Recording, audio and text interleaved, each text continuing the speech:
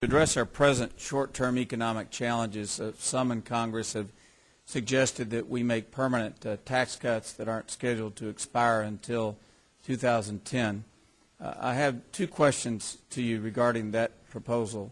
One, in your opinion, without talking about the long-term consequences of that, in your opinion, would making permanent tax cuts that aren't going to expire for 3 years, would that have any significant impact on our present economic slowdown?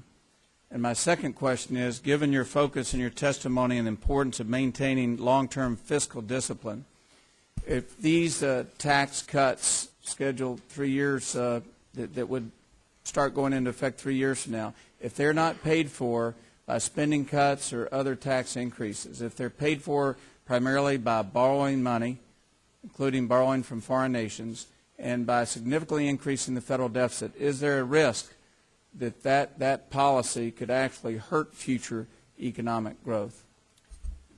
Well, Congressman, it's possible that that making the tax cuts permanent might have some near-term effect. For example, making dividend relief permanent could affect today's stock market as the market looks forward in terms of dividend payments. But I think there's a whole range of issues, including tax policy, budget balance, tax reform, that the Congress has to look at, entitlements, which are very important but also very long run in nature. And I think those who support making the President's tax cuts permanent, I think they would say that the primary reasons for those for advocating that would be for long-term growth purposes.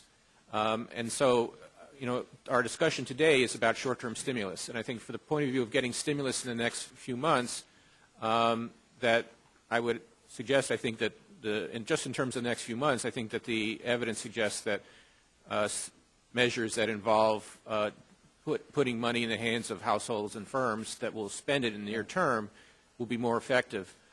Again, I'm not taking a view one way or the other on the desirability of those long-term tax cuts being made permanent, but I think they're part of a set of very important long-term issues on fiscal structure and fiscal stability that this committee and the Congress needs to have.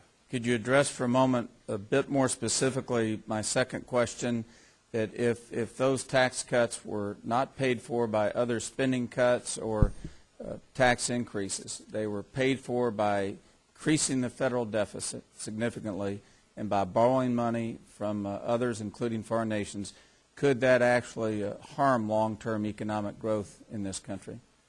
Well, I'll answer this way, which is I think that we need to have long-term fiscal responsibility.